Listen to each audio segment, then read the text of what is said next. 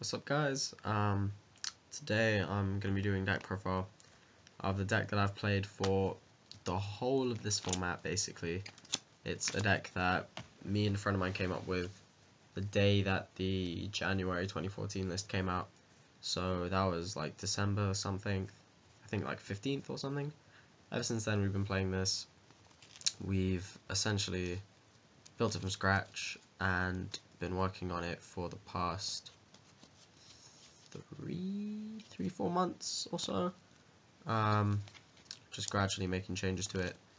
And now that the list has come out, the deck has honestly pretty much stayed the same, so I can have another couple of months or so of fun with it until artifacts come out, Primal Origins come out, so I'll probably change everything.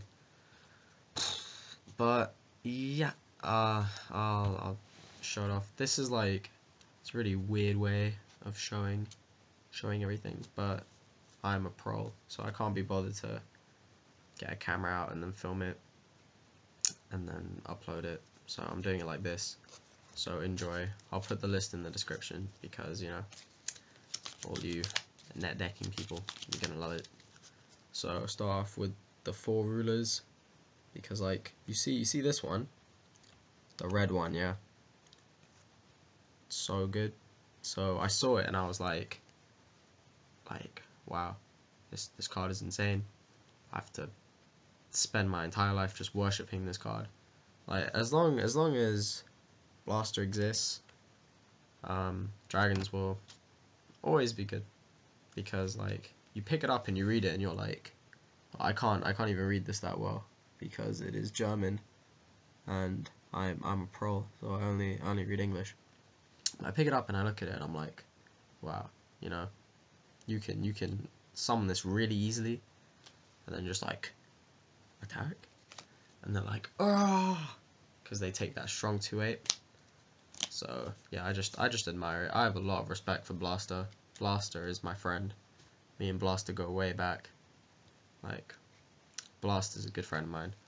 And then the others are just sort of there. They're sort of like, they're like Blaster's friends that, you know, he sort of insists that they come. They're like his +1s. So, you know, this one, the green one, is sort of his girlfriend, I guess. She always just gets banished to search for other things. She doesn't really do a lot on her own. He's just like, yep, she has to come. And these two are sort of like, well, we might as well come as well. I'm like, yeah, fine. But yeah, in all seriousness, they're like the best 4 cards in the game, or something like that. Like, Blast is one of the best cards ever printed. And in general, they are stupidly strong. So when the list 4 months ago came out, nah, it's not 4. It's 3, isn't it? Yeah, 3 months ago. When that list came out, we saw that the dragons just went to 1, and we were like, well, it's still the best cards in the history of the game, so we might as well see where it gets us. And I had a lot of fun playing with the deck.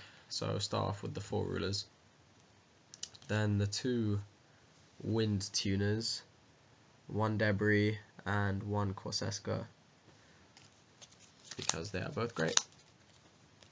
Because you just banish Tempest, really. Tempest just exists to be banished, so I like having both, because you might want to search one. It makes Sark a bit better as well. Then 2 guard. The glare is ridiculous, but yeah, 2 guard.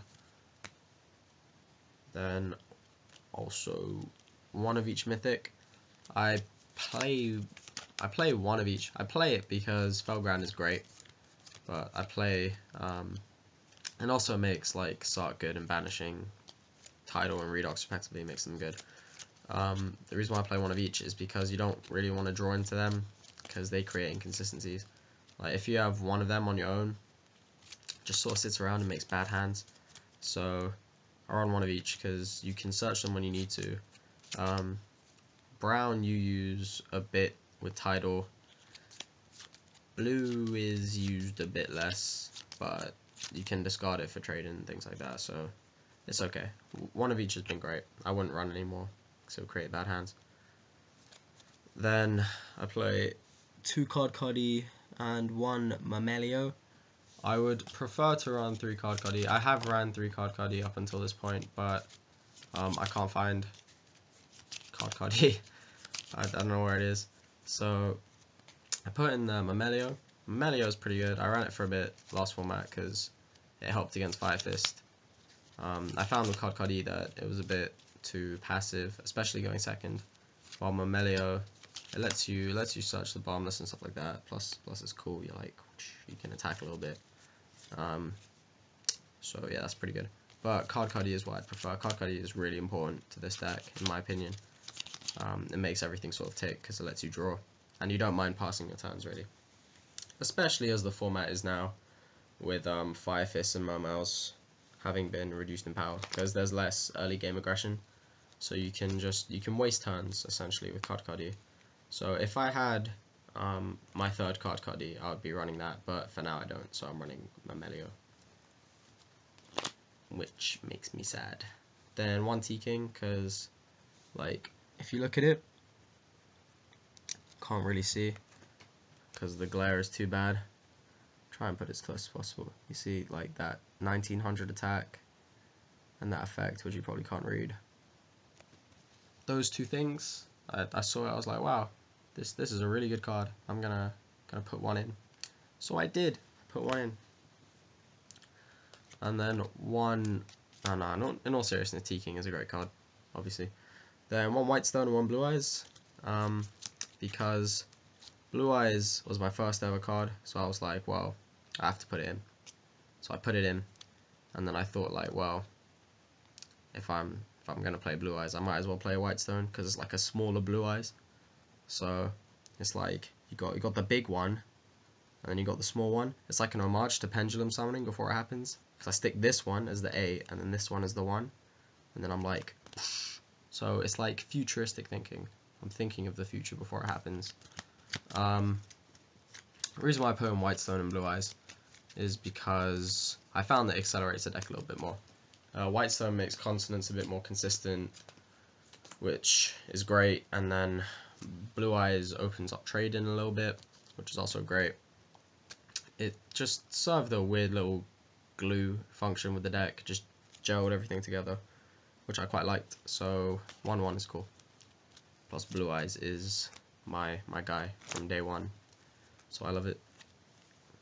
Then a 3 Shrine, because it's the card that makes the deck playable really. And a 3 MST, because it's MST, it's great. And then a 3 Upstart, because I feel bad for my opponents when they play against me, so I feel like I should give them 1,000 just to make it a little bit easier on them. It doesn't really do anything. I mean, it just replaces itself, but I'm like, here, take 1,000, it's fine. You'll need it more than I will. I mean, I'll summon Blaster and attack you anyway, so might as well give you a bit of a head start. Then 2 Lance, because in my head I picture the rulers holding the lance, and I'm like, damn, that's funny. Imagine like Blaster just like, whoosh, and then it has the lance. Like that's hilarious to me. So yeah, 2 Lance. Lance, because you can if you Lance Blaster, it's still 2k. It's still gonna run over everything. Makes sense. Then 2 Consonants. I ran 3, but I found that it was a bit too much at 3. I kept drawing it when I didn't want to. Kept double drawing them, which wasn't great because I do occasionally want to use the tuners as tuners, but it really helps. It helps to accelerate cloggy hands. The bad hands are where you draw the tuners really, so that helps.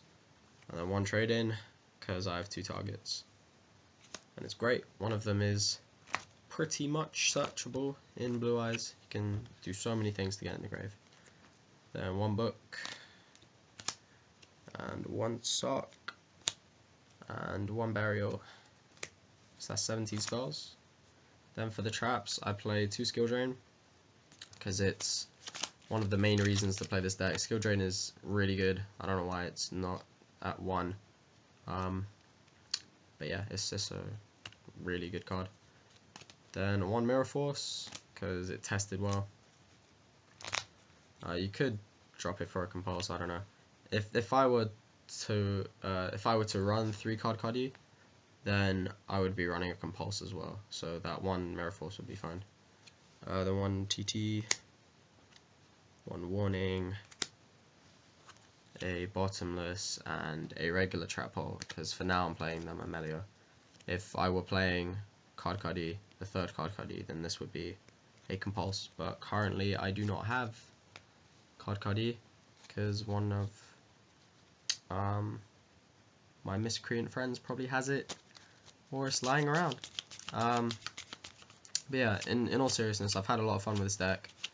I saw that for ARG something, a dragon deck came 2nd or something, and it was similar to this but a bit different, which is nice. It's nice that the deck got its moment, because it is a really good deck. I wouldn't say this is the best deck or anything, but it's definitely, it's been more than good enough for me. Because again, you have this, and then you summon this, and it's look at it, it's like bleh. And then it just attacks, and then they lose. And what's more, like, they can sometimes make this weird plane thing, so then like the plane is just flying around, it's like it's just crashing into things. It's great. And then sometimes you can make this guy as well, and he's just like attacking things. He's great. And then sometimes you make this, which is Stardust, because it's impossible to see. And then it's just like, it's just flying around. So it's great. The fact that you can make all these things that just fly around and just attack things is awesome. I think it's better than any other deck. Like, what do, like, Fire Fist, they just make like weird little anthropo animal things that are just like, oh yeah, I attack. And then Mermail's just a bunch of fish. Like, have you seen Abyss Lead? Like, Abyss Lead has problems, man. Abyss Lead is part of a broken home. Like, Abyss Lead is not happy with his life. Abyss Lead is sad deep down. You think that Blaster is sad deep down? You think that Blaster cares about anything? Like, Abyss Lead is alone, man. Abyss Lead sits in the deck waiting to come out. If he comes into your hand, you're like, nah, get back there, Abyss Lead. No one loves you. And Abyss Lead is like, oh, okay. It just swims back into the deck. Well, Blaster's like, yeah, look at me, I'm the best. Your deck exists for me. And I'm like, yeah, I do love you, Blaster. So I call this deck Blaster.deck. No, I actually call it Wavy Dragon, but Pure Ruler, I guess, is the more technical name. In all seriousness, I've had a lot of fun with it. I'll quickly go through the extra, I guess. So I have 2 Dracossack, because I bought them and I couldn't sell them, so now I have 2. I have 1 Gaia Dragon, because it's great. 1 Big Eye, which is an awful card, but you have to play it. 1 Felgrand, because it's really good. 1 Armory Arm, because it lets you randomly win games and it looks cool. This would be a Red Dragon, but I can't find my Red Dragon, so for now it's an Ori. And I used to side Maxi. In the current format, I don't know if I would, but yeah, that's new discussion. 1 Black Rose, because it looks really good, like, especially in Ghost. So I just hold it, and then I just like I just sit there, I just sit here like, and it makes me feel good. It makes me feel good inside. So I play 1, just because it makes me feel good. Then 1 Colossal Fighter, because I summon it, and it's like, and you know, it's powerful. It's powerful. 1 Crimson Blader, because he looks cool. I don't know what it does. I haven't read it, but you know, it looks cool. 1 Scrap Dragon, because it is a dragon. 1 Stardust Dragon, because the protagonist of 5Ds uses it, and if the protagonist uses it, then it must be good. 1 Thought Ruler, because it looks cool. Like, look at that, jeez. It's like, It would eat you with no remorse, and then gain life. It gains life by eating things. It's like a regular human being. It's so cool. I love it.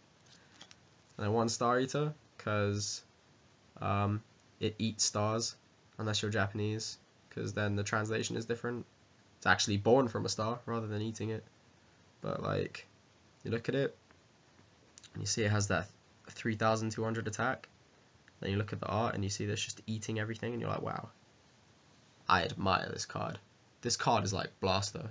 Like, even Blaster is afraid of this card. Blaster sees this and is like, no, I am not going to mess with this guy. So just because of that, just because this is the only card I've seen in history that makes Blaster afraid. And don't be like, Obelisk. Obelisk doesn't make Blaster afraid. This makes Blaster afraid. So, yeah, I play it. I don't think I can even summon it, but I play it just because it makes Blaster afraid. And then 1 Honor Arc, because apparently it's worth money, so I was like, so I just stole it. Like, someone pulled it, I was like, whoosh, mine. And then they're like, give it back, and I'm like, no, it's mine. It's in my deck. And then no one cared. I hope that you don't actually believe these things. It should be pretty obvious why I run what I run. Yeah, deck's good. It's fun. I'll play it for another couple of months probably, until Primal Origins come out. Side is random, so I'm not going to show it. It's not complete, but it's changed, obviously. It was very different last format. Figure I can have a nicer side now. I actually prefer it now. Can run more of the sort of things that I want to run. But yeah, thanks for watching. I can do more deck stuff, I guess, but who knows? That deck is like, it's my pride and joy. Put everything into it. Put every part of me into it, and I have nothing to show for it. I have top 4 at a PS4 tournament to show for it. That's about it. I have a scrubbed YCS, and that's it, because I don't actually play this game much. Like, I don't go out to events that much. So yeah, I did all that work and it's amounted to nothing. But yeah, really though, the deck's fun. It's great. I think it's better than the other builds where you run more of the random malarkey. And if I had a 3rd Cardcar D, I'd play it. In the list, in the description, I'll put 3 Cardcar D and 1 Compulse, because that's what I would play. It's just I don't have them on me for some reason. But yeah, anyways, thanks for watching. Like, comment, and subscribe. Stalk me, call me, love me, give me validation, and I'll see you around.